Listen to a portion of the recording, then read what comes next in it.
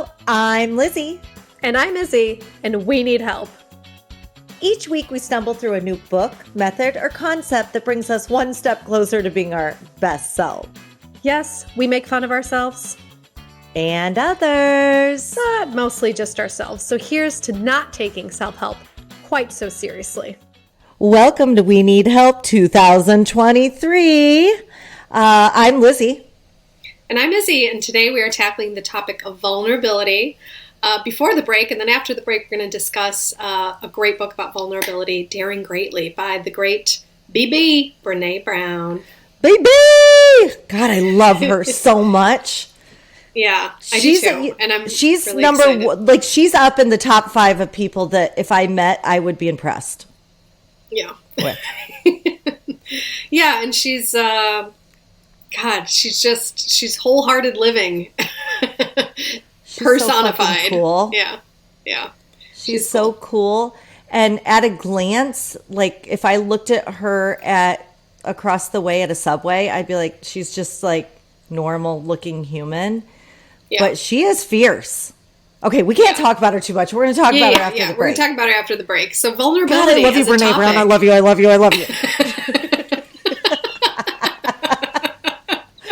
fucking love you.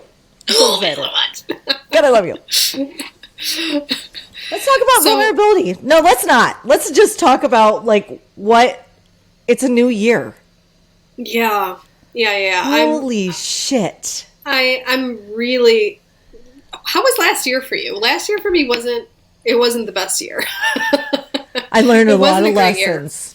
I learned a lot of lessons. It was an opportunity for spiritual growth.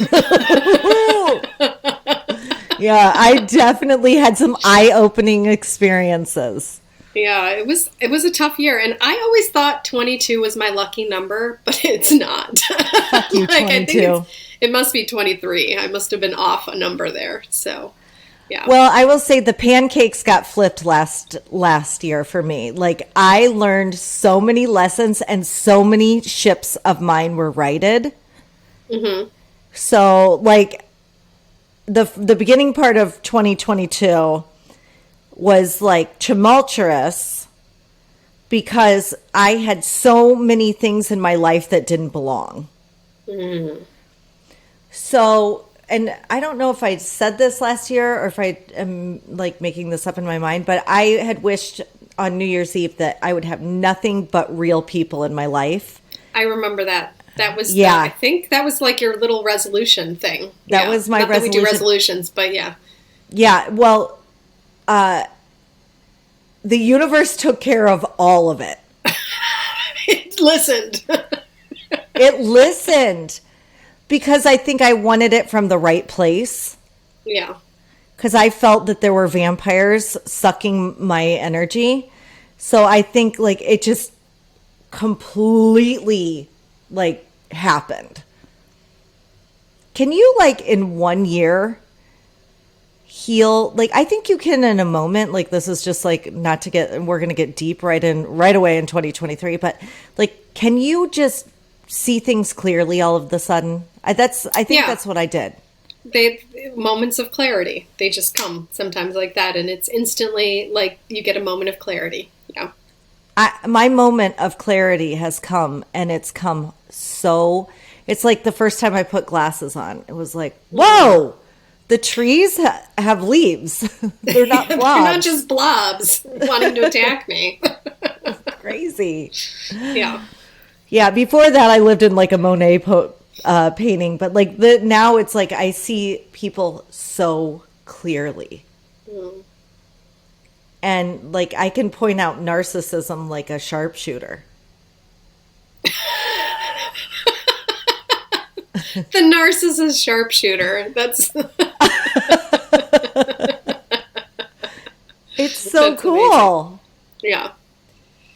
So that was 2022, and then what about 2023? We talked What about you? What was the hardest part of your 2022? I don't even want to. There was so much. I think it was financial for me because it was feast or famine, and it was financial instability. There was no constant stream of income. It was, it was messy. It was a messy year, and I never knew what was coming, and I didn't really plan. And, I had always gotten by on, it's going to work out, Flying by the seat of your pants. Yeah. And, especially the end of the year, it was like, oh, fuck. It wasn't just, manna wasn't dropping from heaven. It was just like really, really tough. That's rude. That's rude. Yeah, in the universe. It was rude. But I think the universe wanted me to learn a lesson from that, which, thanks, universe. Oh, God. So this year has already started. Yeah, this year has already started out in abundance. So that's my word for 2023 is abundance. Okay. We were supposed to come up with a word. Yeah, and I love that. Holly, she's sort of our business manager. Love you, Holly. Holly should be my word for 20. Yeah, she's the back end of our business. Yeah. So she said, people are choosing words for 2023 rather than resolutions. And I was like, abundance has kind of, like, that's my word. That's the first word I thought of. So what about you? What's your word? Do you have a word? My word is now. Now. I'm not waiting for anybody for anything this year. I'm not waiting for, I am going to enjoy my life right now, unapologetically. I'm not if I find myself like, ooh, I should wait until they can go, so I go. Like, I'll wait. And what I find myself is never going. Because their goals aren't my goals, or, something like that. Like, I don't want to wait for people. So this year is my now year. The year of now. Yeah. Yeah. So I'm like that little bitch on Charlie and the Chocolate Factory. I want it now. I want it now. Veruca Salt. Veruca Salt is like a rock star. But it is Veruca. It's Veruca, but I don't know her last name. We'll have to look that up. But yeah, so I want things now. And you're going to do abundance. Yeah, it's already I love that ours go together, don't you? Yeah, abundance now. Bitch, now. Well, I might be willing. I bought a lottery ticket, so this may not even be an issue. Oh, yeah, good. Now. So my friend's sister won the lottery twice. She put in her kids' birthdays, and she won twice. She won like the grand prize. And then years later, she played the same numbers or something in a different thing, and she won again. Not the grand one, but she won quite a substantial amount. So she just put her kids' birthdays in there. She has 3 kids, and isn't that amazing? Yeah, that's another reason to adopt children. Right. So they give you the lottery ticket numbers. Yeah.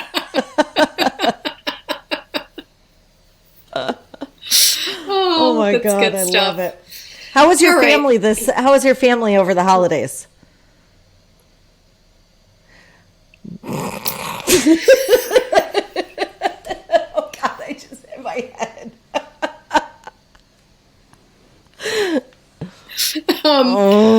So a few years ago, I made the decision that I was going to just, for Christmas, I'm no longer doing the Christmas where everyone's kind of sitting around a sad table eating in silence. So I have, and you know this, I do an open house for Christmas. Anyone who doesn't have anywhere to go comes over. Anyone who wants a break from their family comes over. It's an open house, catering, and come on over. And it's been that way for the last few years, and it was wonderful because people just that didn't know each other, that weren't part of the family, even a girl that I didn't know, her family lives in Siberia, so she couldn't get over there for Christmas, so she just came over to our house, and I didn't know her, and she's just like, I heard you were having people over, like, we don't know each other, can I come over? I'm like, Did you let her in on the fact that there's no such thing as Siberia? I was like, I don't think Siberia exists, so why don't you come on over? Because you're obviously crazy. No. But she came over, and, like, I made a new friend, even, and it was wonderful, and there was board games and music and just a, feast, and people could eat or not, and it was wonderful. Better than strangers on the holiday. It was lovely. And this year we didn't do that because it was our first Christmas at the country house. So it was just immediate family, and it was very warm. and nice, That and it was sounds lovely to fucking spend time. horrible. Yeah, but it was. I did miss the buzz of just people coming in and talking because You know all your family stories. you know I'm all the sorry. stories. There's nothing to talk about. There's It is nothing to zilch. say. Yeah. So I really missed like the strangers and the It's literally like, oh, describing a quilt that you made to someone who helped you make it. It fucking sucks. That was it. So next year, it's going to be open house again. Yeah. Oh, yeah. How about you? How was yours? Ours was quiet. I was very, I was spent this year. I feel like I skid into Christmas season on E because of Ian. Like ecstasy? Like the You took hurricane. some? Yeah. That would have made it much better. I'm just going to say it. I loved it. I would have been like rubbing up on so my warm. parents. Yeah. Anybody else thirsty? Asking your dad for a massage. Your dad's like, Well, I mean, I did "No." that, obviously.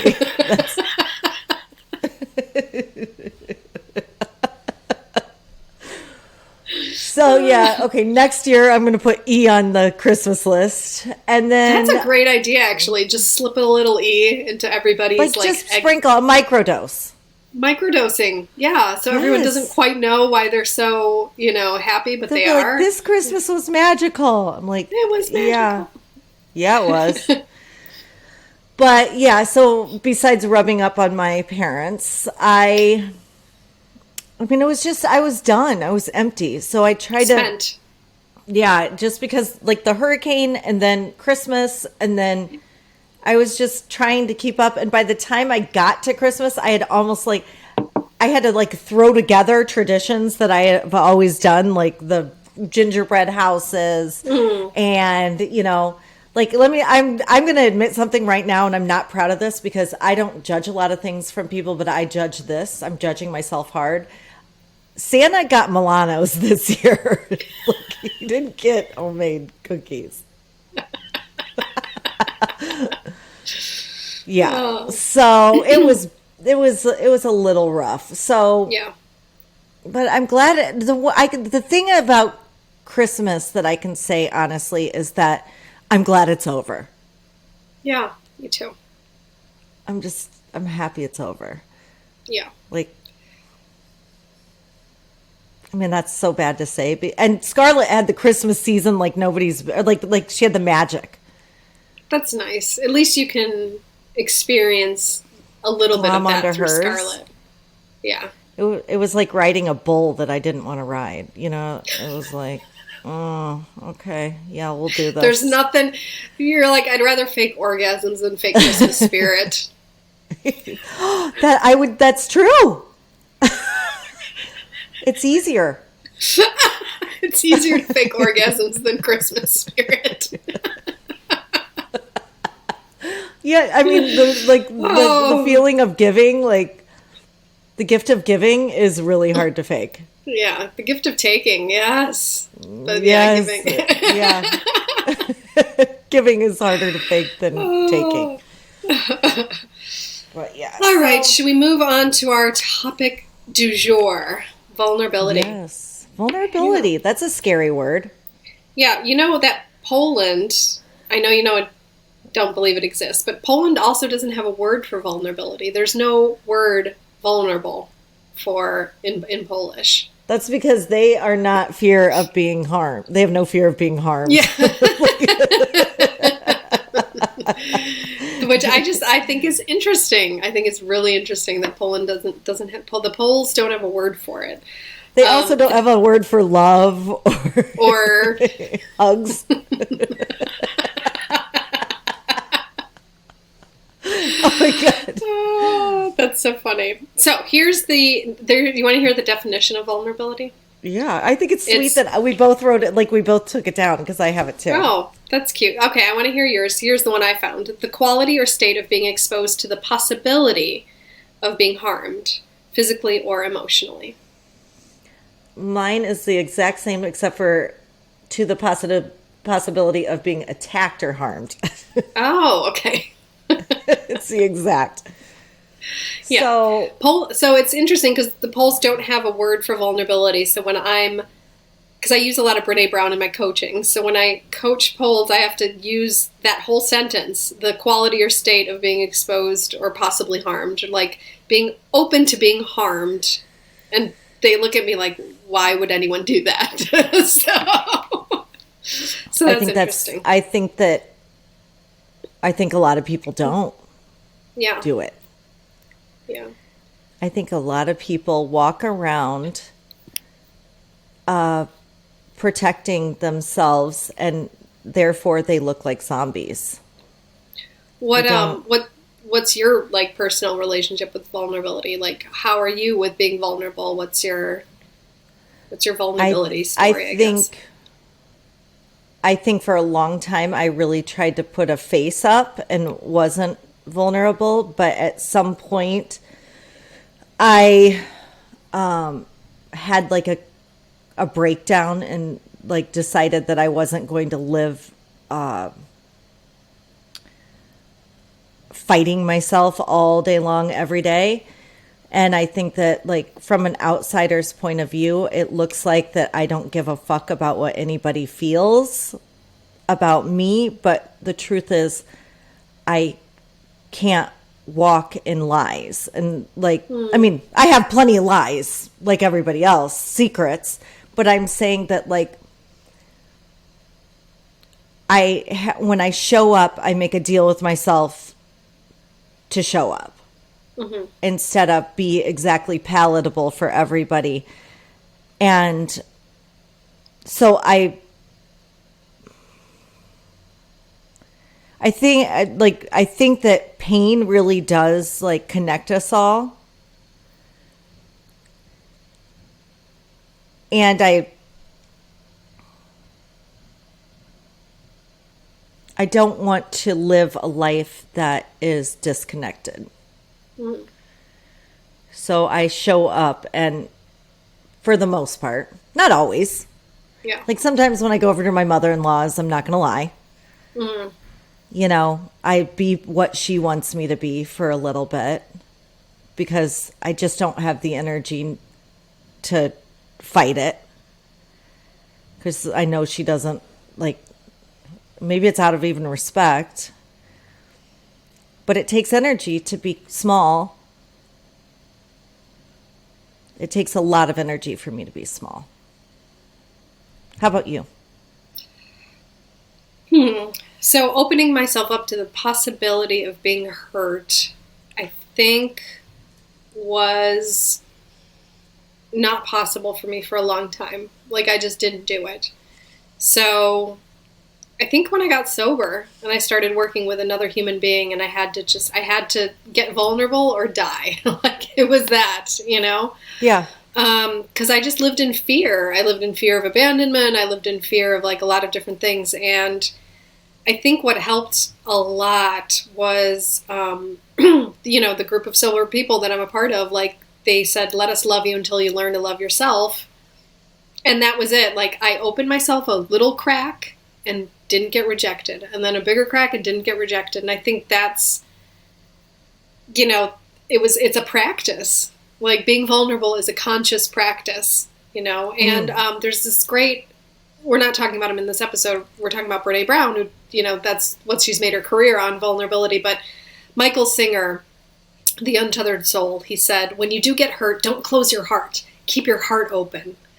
And I love that because it's consciously you have to keep your heart open, you know, because I think when I get hurt, the reaction is to close the heart, you know, get so hard and cold hearted and, you know, put that wall up so it doesn't happen again. But yeah, to protect that. And his thing is keep your heart open, keep your heart open, keep your heart open. So I think that's, it's a practice, and it starts like small with little like bite-sized chunks, and then it more and more and more, you know, and that's been my experience.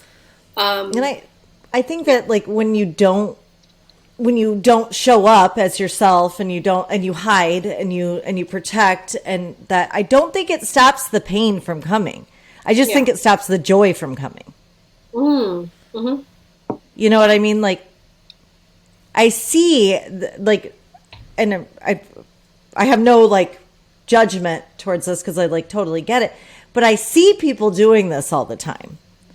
saying what they think you want, like they know you want to hear, trying to be agreeable, trying not to say the hard stuff, you know, not telling any of their failures, you know, my favorite is when somebody's like, my family's great. I'm like, fuck you, your family's great.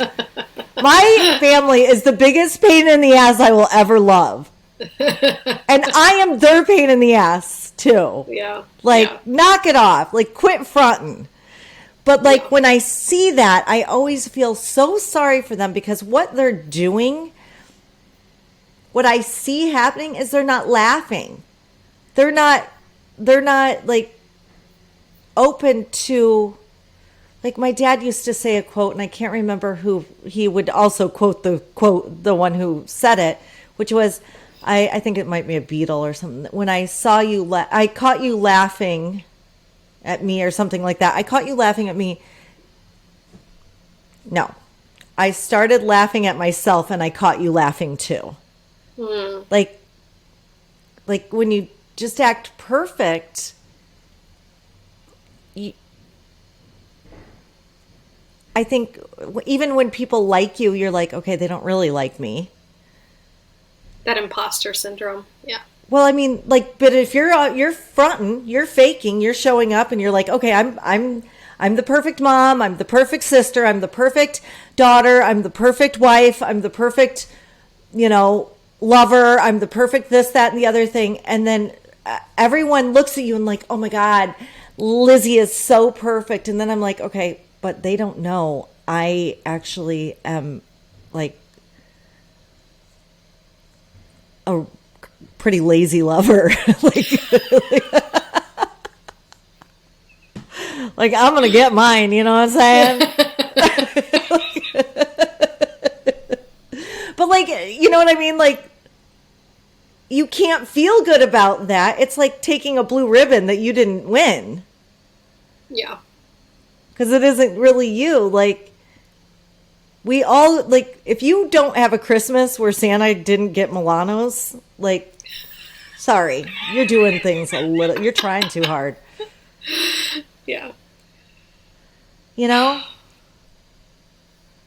So it's like showing up and like showing yourself, like, it's therapeutic, yes, but it's like, unless people like that version of you, then they don't like you.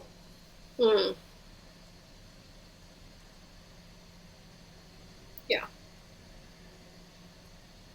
Can you be too vulnerable in a situation? I think you can. We'll talk about it in part 2, but Brene does talk about that, how letting it all hang out, that's not the same as being vulnerable. I used to do it to push people away. Right. So some people do that, but it's not being vulnerable. It's just kind of vomiting on people, or people use vulnerability as like a tool. Like, oh, I'm being vulnerable. I would use it like, you know, like a manipulation like, hi, my name's tool. Lizzy. My baby died. Yeah. Fuck off. Yeah. So I think, you know, truly being vulnerable is truly like putting yourself out there and you know, truly being like, I really might get hurt. Not putting it out there, but still having that wall. Yeah, you know what I'm saying? You can use your truths as a way to throw people out. Yeah. I think, like, for me, it became easier to be vulnerable once I stopped making people my higher power, because I would get my sense of worth from others, right? Like, often, right? So the more I worked on not doing that, like, I can't be happy, you know, dependent on these people, right? Like, I got to be okay with self. Once I became okay with self, then it became easier to be vulnerable, because it was like, okay, well, if, you know, if this person is out of my life, then they're out of my life, you know, like, I just got to trust that I'm okay with myself, you know, and my self-worth doesn't lie in his hands. So if he leaves, right, I'm still going to be okay. And I think it takes a lot of work to get there. You know, it takes a lot of work to get there. And it was funny when we... Oh, go ahead. I think our parents can do that to us. Yeah. You know, people can do that too. Like, when you see that in your parents, like, if your parents are fronting, then you're most likely going to be fronting. Yeah. coming out of the gate, Yeah. right? Yeah. Yeah. Yeah. It's interesting. For me, like the whole thing that caused that insane thing that you have had going is that because I was poor and everybody thought I was a piece of shit for years before I had any money, like got out in the workforce. And I cared so much about people not looking at me and seeing a poor girl. Yeah. Yeah, I had that too. I had that I need to project the image of success. Yeah. So I remember this was years ago in 2014. I had a company go bankrupt, and I literally had like a few dollars in the bank, but I had a Louis Vuitton purse that I was clouting. I looked on the outside like the picture of wealth, you know, but it was a false, like I was not able to be vulnerable at that time and say I'm in a bad financial spot. Like on the outside I had to seem, and I don't even know what that was about, you know.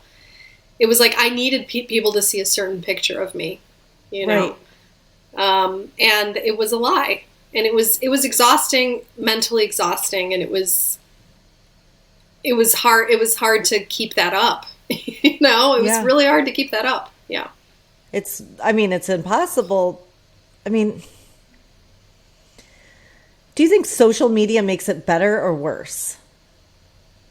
It depends on what you follow. Like, worse. Yeah. I think it's worse though. I think it depends on what you follow. And I think there's like a couple people who are out there like us who are like, embrace what's going on, embrace what's wrong, just say it, you know? Yeah.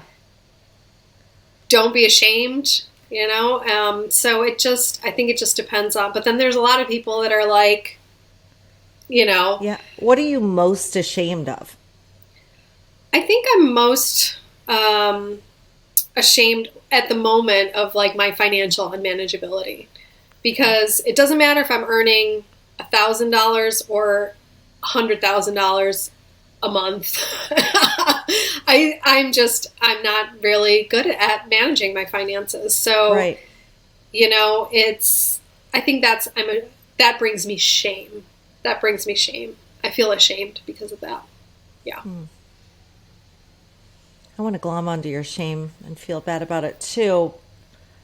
But I think the thing I'm most ashamed of is like if I'm not like being physically healthy. Mm-hmm. Like physically like good to my body. Like, you know, and I think that's right now where I am like not optimal. And I know I've been ho-hashing about it for how long? Yeah. Okay, so we'll do a financial book and we'll do a get your shit together for physically book. Yeah. How does like that shame manifest for you? Like is it negative self-talk? Is it what is it for you? Oh my God. You know I'm the biggest cunt to myself. Yeah. Oh my God. It's so bad. Yeah. I mean, how about you? What do you say to yourself? It's not only negative self-talk. I carry the weight of my unmanageability myself. I don't share it with anybody. So then I'm by myself with it. And I get overwhelmed and I feel very lonely and isolated. Like I cry a lot. Like I feel because on the outside I want to project I got my shit together, you know? Yeah. And I don't share it with anybody and I feel very alone. And I think that's the worst part of not being vulnerable is you're alone with your shame. Yeah. And you are horrible. Not alone. Thank you for telling me about it. Yeah. I love you for telling me about it. And I know it's hard for you. So, yeah. And I think people need to hear that. Yeah. You know, I think they need to hear it because everybody's got something. Everyone's got something that they're like they're carrying the burden by themselves and they're standing there and looking at someone and being like, whatever. My marriage is wonderful. My marriage is great. Yeah. Oh my God, the greatest guy on earth. And behind closed doors, like maybe he's not great. Yeah. And they don't feel like they have anyone to share that with. So I want all our listeners to know you can share it with us. Like we both of us have been through so much and like there's nothing worse than being alone with your shame. It's awful. Yeah. You feel like you suicidal sometimes, like, because you feel like there's no way out. There's no way I can share this with anybody. I'm not ready. I'm not open enough to share this with anybody. I just want to die. Like, that's that feeling. It's awful. Yeah.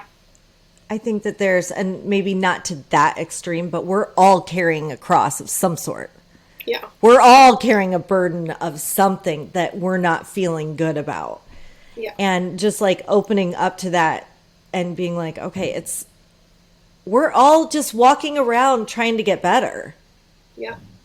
You know, and connecting with that. And that's why I think we should actually talk a lot about what's wrong with, like what we're feeling we need to improve on. Yeah. You know, I probably eat too much. I'm going to say it. There, I said it. I eat too much. I love food. I love food too.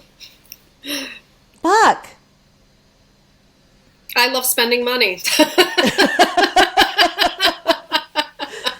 There you go. Yeah, I'm insatiable in almost every single way. Oh. That seems weird, but like Yeah. more is always better to me. Jason calls me Double Down Delicia. I love your guys' nicknames for each other. It's not like Schmoopy or, Honey Bunch. It's like what is it? Double Down Delicia? Double Down Delicia. Yeah, because I like, if one is good, I'm going to get like way more than one. Let me just tell you. That's so great. What's your nickname for Jason? Do you have a nickname for him? The number one is Boris. Boris? Why is Boris? Yeah, Why is it Boris? Boris, because he can speak with a really great Russian accent. Like Boris and Natasha. Yeah. So I'm Natasha, and like sometimes when we're out, he'll be speaking, especially if he's had a few too many scotches, he'll go into this accent, and you couldn't tell he's not from Russia. Yeah. If there's such a place. You know? Siberia. So it's like, from Siberia. so like, that's my number one for him. But I like, he has more for me than I do for him. Yeah. Which is also a shame. I'm ashamed of that. Yeah. No, I'm just kidding. Should we take a banter break? I'd love to explore this topic through the eyes of Brene Brown because she's the expert. We're just absolutely. I can't wait to talk Yeah. about it. We'll be right back. Yeah, we'll be right back. Yay! Welcome back to the We Need Help podcast. I'm Lizzy. And I'm Izzy, and we're going to talk about Brene Brown's groundbreaking book. Brene Brown, I love you, Brene Brown. This is my favorite book. Yeah, and I love her, and she's a researcher, and University of Houston, I believe. So, yeah, we talked about her before, because we've done one of her books before. Do you know I bought like 20 copies of this book? You did? And Like, yeah, and you know how like people send you home with something, like when you come to a dinner party at their house? Yeah. I have 2 or 3 copies of this book on hand all the time. Oh my gosh, that's so funny. I have that I love with this book. the Magic by Rhonda Byrne. She wrote The Secret. I have that book. I love that she book. wrote We a should do that gratitude book. Yeah, we should, because that's the book that I have. I bought, I think, like 20 copies, and whenever people come over, I just give them this book. I'm like, here you go. Yeah. This is a 30-day gratitude practice. So, but Daring Greatly has been on our radar forever. Like, we're always like, we should do Daring Greatly. We should do Daring Greatly. We should do Daring Greatly. But I think now we just decided to do it because I was feeling extremely alone and isolated with my fear of financial insecurity just like sitting on my shoulders and not sharing it with anyone. And I realized like I wasn't being vulnerable because I wasn't sharing it with my partner. I wasn't sharing it with you. I was just sitting with it. And it just became too heavy. And I really needed this book, you know. It's like a shame vulture. Just waiting. Yeah, to it was a frickin' shame pick you vulture. apart. And it was picking me. It was painful. Yeah. Like, because I would just get, you know, and I was in my own head a lot and I was spiraling down. Like, you never spiral upwards. You're always spiraling That's down. weird. Damn it. So, so yeah, we chose this book and it's really fantastic. Do you know how I found this book? Tell me, like, let's hear the story. How did you find this book? It was back when I lived in Chicago, and I got invited to a book club on Facebook with like 10 other women, and they were reading this book. I was like, oh, I'll do it. And it ended up being the best book club I've ever been in. It was the most vulnerable. I mean, people were talking about their, like, I mean, any from sexual assault to freaking financial to, you know, how they haven't fucked their husband in 4 years. I mean, it spiraled into like a group therapy connection like orgy. It was insane. And like, I'm still very good friends with, well, one of them was my very good friend Kelly Owens that I've been friends with since 7th grade. And obviously we're still friends, but like, I've kept friends out of that group that are just the most extraordinary women ever. Like, it's that. Just, it was great because it was the first time that I made eye contact with shame. Wow. So what did this book give you at that time? Can you remember? Well, it links all your problems to the feeling of shame, not regret, not guilt, because you can feel bad about making a poor choice, but the shame that weighs you down and just like it shows you. And I there is not one person on earth that I wouldn't recommend this book to. I think it's more powerful than the Bible. Wow. You know, it's this thing where, because the Bible says if you hate yourself enough, you'll go to heaven. This one is, if you don't hate yourself enough, you will live a joyful life. And it's, I mean, it's an incredible, she wrote a life-changing book. And I've read all of her other books. They're good, but not compared to this one. But this is her opus dei. Yeah. Yes. This is the one so far. I'm not saying like, it's not over for you, Brene. I'll read everything you ever wrote. She could literally like sign a valet ticket. I think this is the source book, and then it's almost like if you were to draw it, it was like this is the source, and then the other books kind of come from that. Because this is the book where having the courage to be seen as you are, you know, warts and all, which is so scary. Have you ever stood naked in front of a stranger? Oh my God, I was just going to tell the story. Really? So there's this, right near a country house, there's this spa, and there's this guy, his name is Przemek. He's like a wonder of massage. Like, he will just put you in a position and like, so what he does is you have to stand. Is the position doggy style? Happy end. Very happy end. Thanks, Patrick. No, he has, there's a big mirror, and he makes you stand in front of the mirror with just either naked or like just your underwear, but still, it's pretty naked. That's so And naked.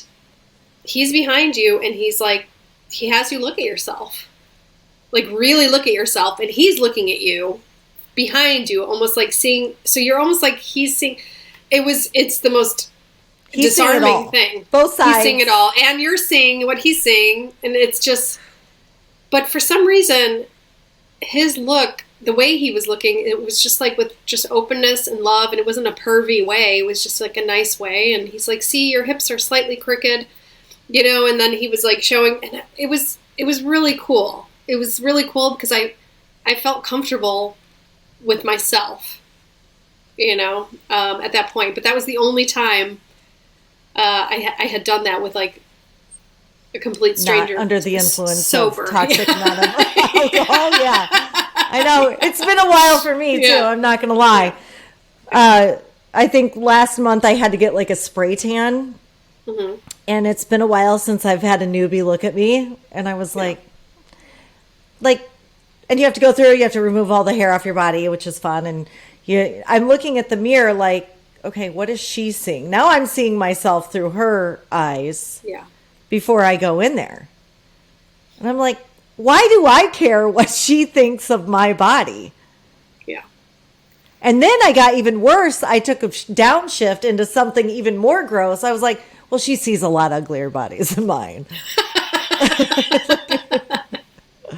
I'm like, this body. And then I started comparing myself to the entire population of people.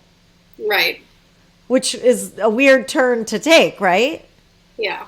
Well, I once went skiing with, it was with my ex and then his best friend and his best friend's girlfriend who was a model. And we went, after skiing, we went to the sauna and, you just get naked. And I remember just being so uncomfortable because I had to be next to a supermodel. And, and I wasn't confident at that time, and I just couldn't do it. Like, I felt inside, like, screaming at how inadequate I felt and how uncomfortable in my own skin and how I wished I was different. And that's, Didn't we look up Pornhub's numbers, like that they don't want supermodels? They want regular, people want average, amateur porn. I did think of that when she was spray tanning me too. I'm like, she probably wants to have sex with me right now. There was a comedian, I forgot who it was, but he said, no matter how gorgeous somebody is, there's always going to be somebody sick of fucking her.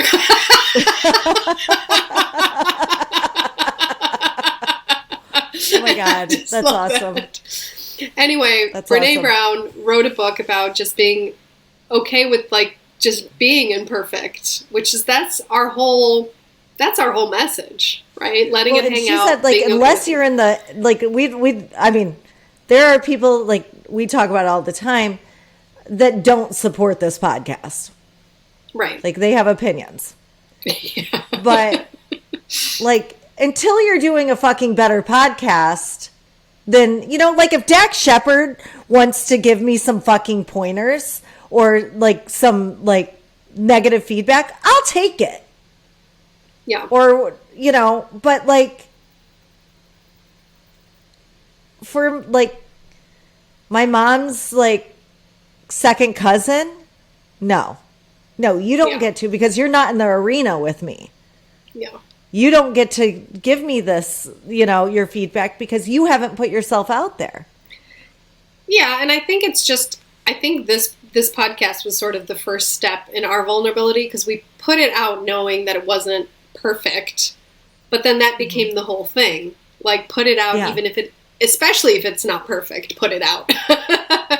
Well, and I think we've learned quickly that the thing that makes it so wonderful is its imperfections. Yeah.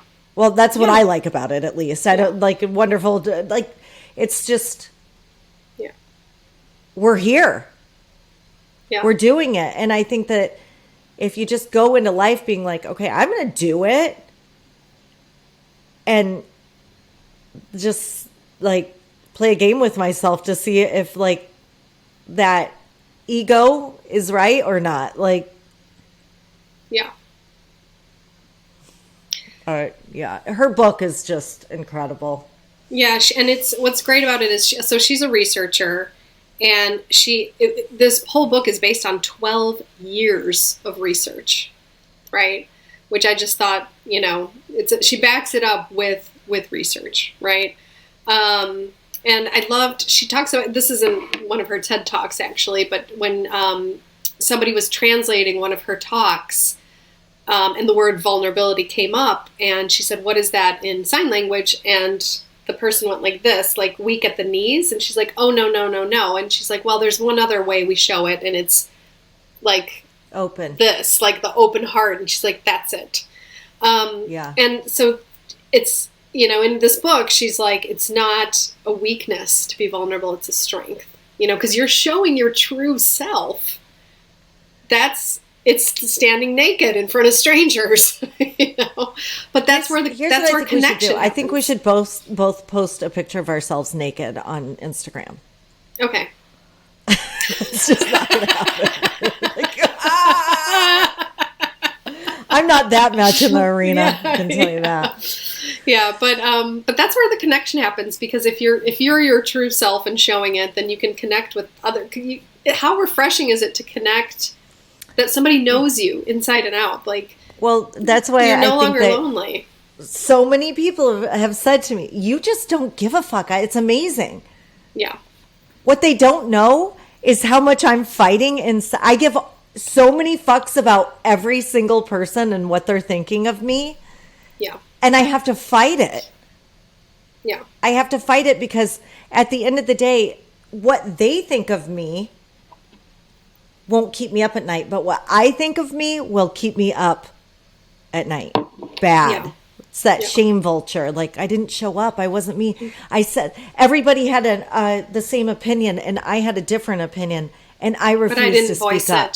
Yeah. I refused to say something. And now I have to live with myself. I mean, that whole situation that I had in the beginning of the year, that was all because I couldn't remain quiet in the face of something that I thought was unjust. And it would have been just so much easier for me too.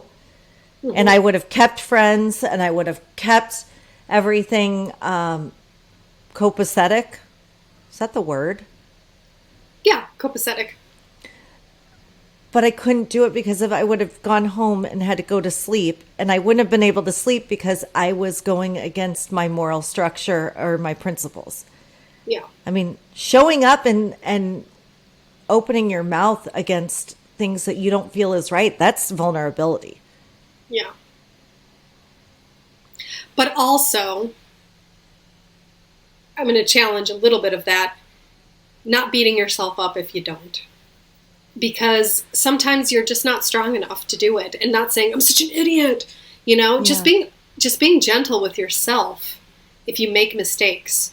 Because what I tend to do is beat myself up for things a lot, and just being like, I'm a human and I sometimes make mistakes and I'm going to try to do better tomorrow, and I think that's that point as well. Like, for me, it's like denying my power that I know I have. Yeah. It's like, okay, you didn't do it because you wanted it to be easy. Yeah.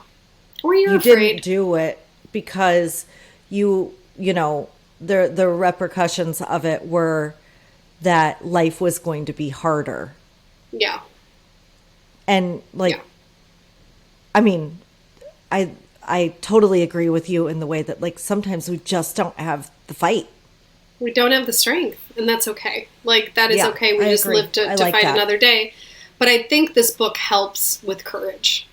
Like, I think that's the main, she explores, like, the first part, she explores, like, why we are afraid, and she really explores the culture. She calls it the culture of never enough, and she has this great idiom. You can't swing a cat without hitting a narcissist, which is like this culture of more, look how great, and so we compare. We become smaller sometimes, and we compare stuff. Like, I was comparing myself to that supermodel in the sauna, and rather than own my body and how I look, which I was beautiful. Comparing. Yeah. I mean, come on. I was like, it's not enough. It's not her, That's when you probably should have just sat on your knees backwards. I should have farted and just been like, no, you should have compared assholes to assholes.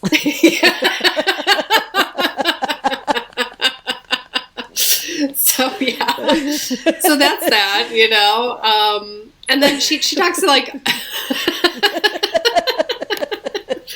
but that is true. It's like this is a culture of look at me, more. I mean, you see it everywhere. Like, you're on Instagram and you see the traveling, the cars, the purses. I'm in Naples, Florida. You're in Naples, girl. Oh my God. Yeah. It's insane. Must be, it's a dry hump.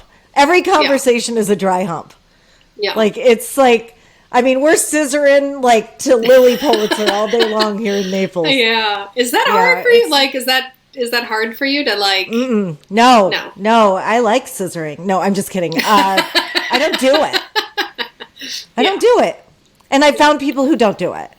Like, I have found people who just like want the best for each other and are so excited for each other and love each other and like make fun of themselves and each other. And it's just like, I mean, there are people that want to be vulnerable and real. And if you are that, guess who's not going to stay around you long?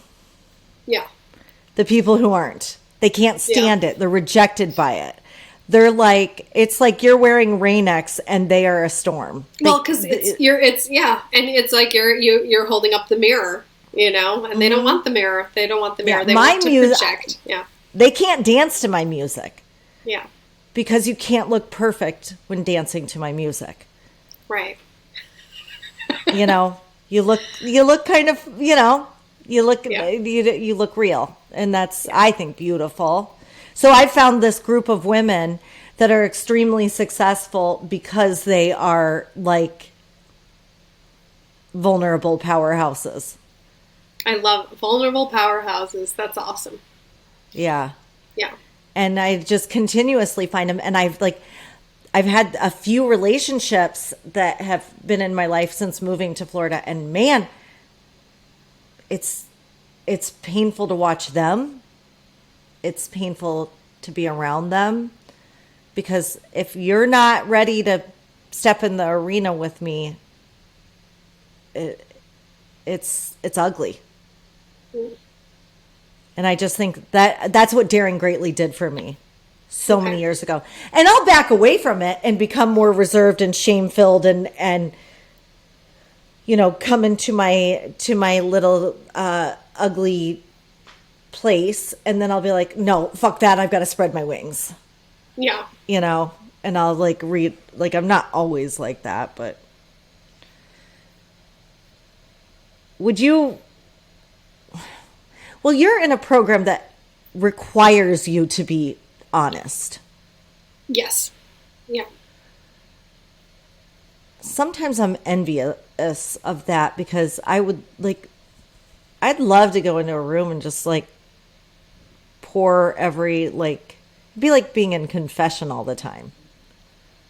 It is, yeah. And I mean, even if it's not in a room, you always have your mentor, your one person that you are honest with.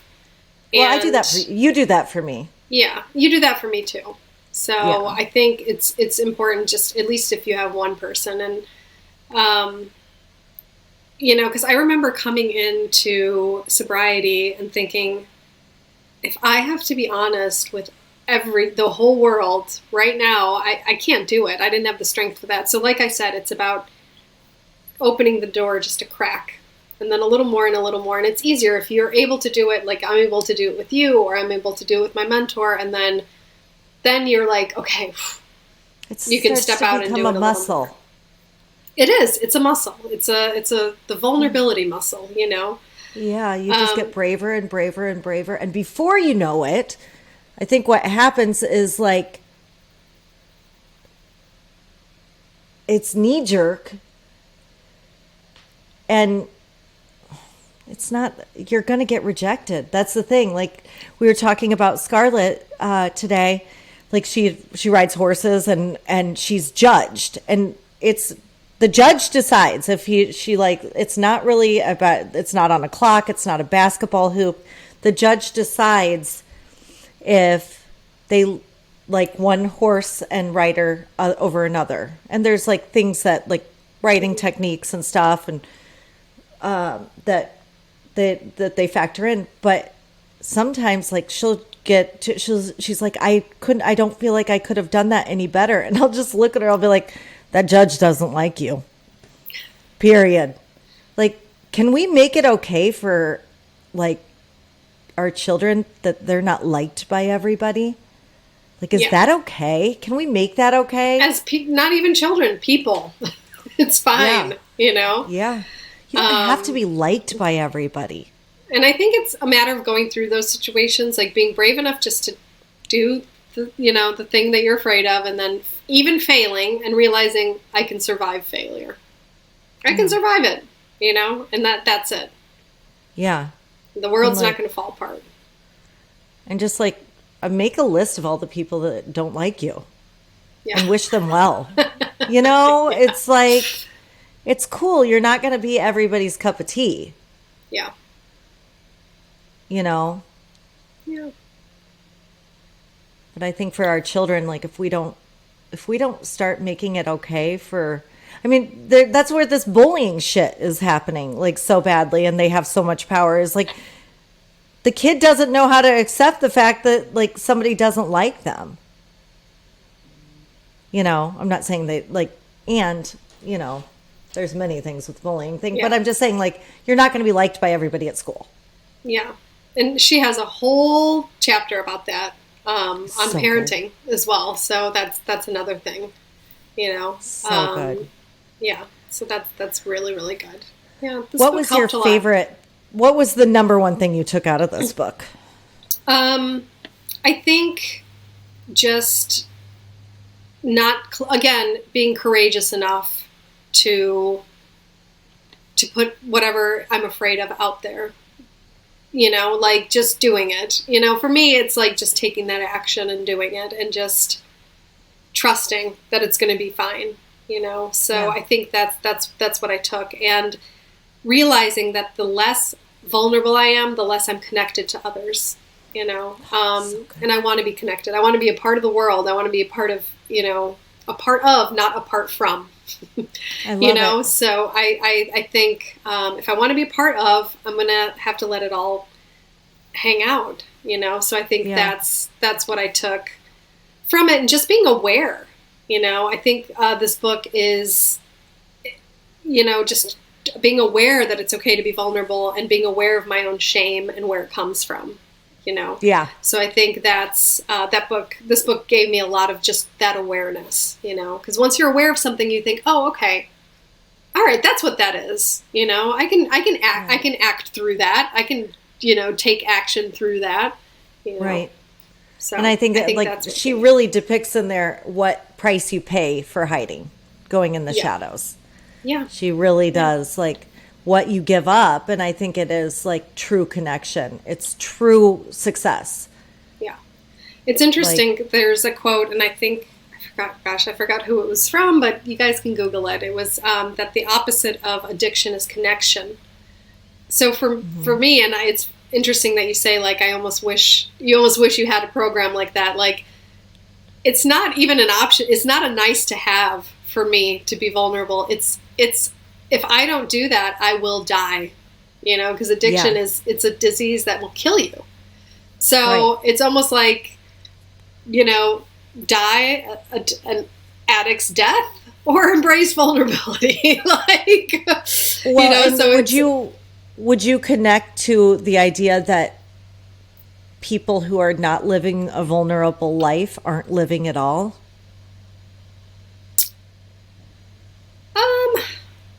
I don't know. It's almost like I wish we could find somebody who is afraid of vulnerability and have them on the show, because I'm not sure. You know? Well, you could swing a cat and find them. Yeah. Honey, can you hand me a cat? Yes. I have two. Yeah. Have you ever swung one of them? No, I'm not into that. It's not one of my things. I've accidentally kicked a couple times, but yeah. If PETA comes after us, it was an accident, you fucking assholes. Yeah. What did you take out of this book this time around? I mean, like, what do you think? I didn't read it this time around. I mean, I freaking got the thing memorized. Like, it's just, I actually was just thinking about, like, I'm going to put it on in the car. Yeah. Like this week, just because I love it so much. But, I mean, my favorite thing is if you're not putting yourself out there, I just don't accept your feedback on me putting myself out there. Mm.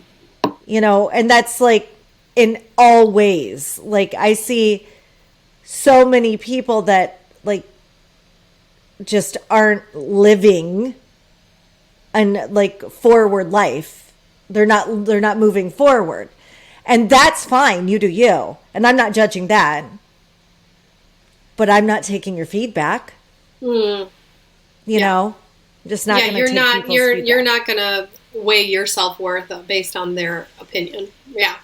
Yeah, as much as I want to, because my instinct is to be like, okay, if my best friend from 20 years doesn't like my podcast, then it probably sucks. Like, maybe she, you know, she doesn't know about it. Maybe she doesn't know how to go on Apple Podcasts. Or it's okay if she doesn't like it. Yeah. I think that's the thing. Like, yeah, I kind of became okay if I'm not everybody's cup of tea. That's okay. You know? Yeah, it's got to be okay. Yeah. It's got to be. Yeah. You know, and you don't need anybody's approval. That's weird. Yeah, that's hard. That's a weird place to be. That's hard in the world of what she said in her very first chapter. You know, this culture of never enough. You are based on your likes. Yeah. How many likes? You right. know. Yeah. Have you seen the Black Mirror, where you get likes on your life? Like everyone has like a chip or whatever, and you get like likes on your life, and that's Jason told me about it, but I didn't watch it. I only that's another thing. Like Jason can tell me something over and over and over. It's irrelevant. One of my girlfriends tells me to watch something, I'll be like on it that night. He's like, you're telling Jason about it. I'm like, oh my God, this Yellowstone. He's like, I told you for the last 6 months to watch that. I'm like, and then you're telling him about it, and he's like, I'm like, now it's good. Now that I watch it, it's good. Back when you watched it, man. He's like, I mean, it's got to be so frustrating to be married to me. I have to say, like, it's got to be a real challenge. But you don't let it get to you. No, but I'm not offended. Yeah. All right. Well, I love you, and we love you, Brene Brown. Oh, thank Brene. you for helping us be more wholehearted. I want to be on a podcast. I want to be on her podcast. Yeah, maybe someday. That would be so cool. Yeah, maybe someday. We'd like to invite you to invite us to your podcast, Brene. I love you. I love you too. What are we doing next week? Tuesday. What book are we doing next week? We'll post it. Yeah, we'll post it. We'll figure it out. We'll post it and we'll figure it out. And I can't wait to see you next Tuesday. Yeah, see you next Tuesday. Bye. Love you. Love you too. Thanks for joining us this week on We Need Help, the podcast, the duct tape of self-help. Please visit our website, weneedhelpthepodcast.com, where you can find links to the show on Apple Podcasts, Spotify, Stitcher, YouTube, and all the others, so you'll never miss a show. You'll also find links to the books we've reviewed and our amazing store. If you enjoy this podcast, go right now, because if you're anything like us, you'll never do it later. Like and share our page and episodes on Facebook, Instagram, YouTube, or just tell a friend about the show. That would help us out too. Also, feel free to let us know what you need help with, and we'll try to cover it in a future episode. You can also find us on Instagram at weneedhelp_the podcast. Thank you for listening.